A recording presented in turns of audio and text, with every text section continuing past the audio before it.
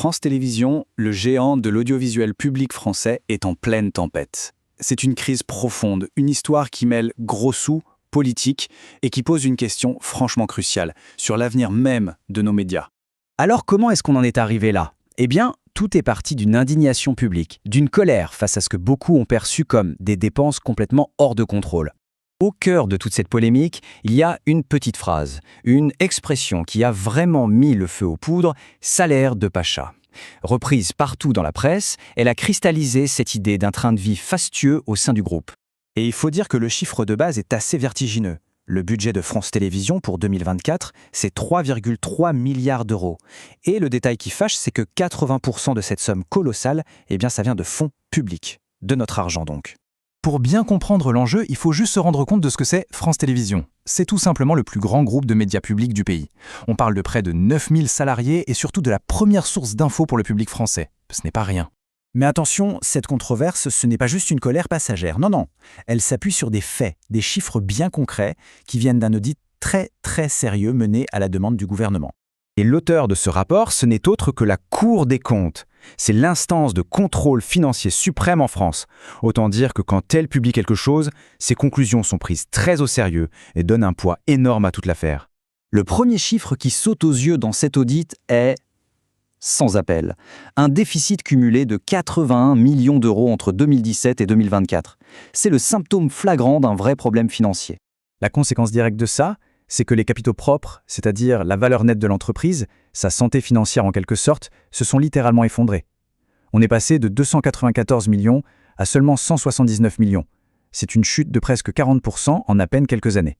Et ça nous amène à une véritable épée de Damoclès. La loi est très claire là-dessus. Si la situation n'est pas redressée avant la fin de l'année 2026, l'entreprise risque tout simplement la dissolution. L'urgence est donc absolue. Bon, d'accord, la situation est critique. Mais pourquoi ? Quelle est la source de ces problèmes financiers qui semblent s'accumuler?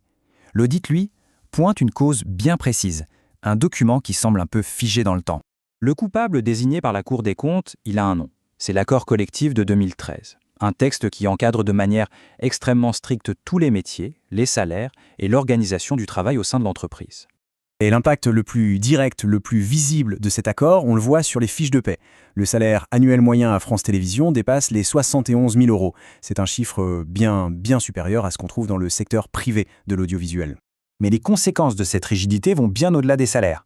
Cet accord, il empêche les salariés d'être polyvalents, il freine l'adoption de nouvelles technologies qui sont pourtant essentielles, comme l'IA, et surtout, il fait grimper les coûts de manière mécanique, année après année. On a vu les chiffres, la cause du problème. Maintenant, passons à la bataille d'idées que tout ça a déclenché. Parce que derrière les chiffres, ce sont trois visions radicalement opposées de l'avenir du service public qui s'affrontent.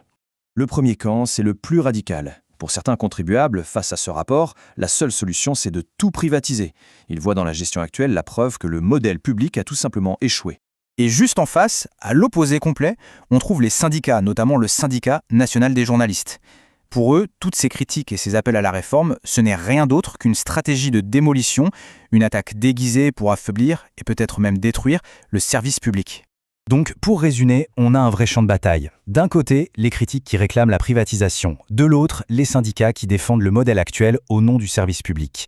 Et puis, coincé au milieu, il y a la direction qui martèle qu'une réforme en profondeur de ce fameux accord de 2013 est la seule et unique voie pour la survie de l'entreprise. On arrive donc au moment décisif. France Télévisions se retrouve face à un calendrier extrêmement serré, un calendrier qui va littéralement sceller son avenir. Voici donc les prochaines étapes. C'est un vrai compte à rebours. En juillet 2025, la direction a officiellement dénoncé l'accord de 2013. Ça ouvre une période de 2 ans de négociation. Mais la date butoir, la vraie, c'est le 31 décembre 2026. S'il n'y a pas de solution d'ici là, le risque de dissolution est bien réel. Au final, cette crise, elle dépasse de loin le simple cas de France Télévisions. Elle pose une question qui est fondamentale pour tout le secteur. Est-ce que les médias publics doivent évoluer, se réformer en profondeur pour survivre, ou sont-ils condamnés à disparaître? La réponse, elle s'écrira dans les tout prochains mois.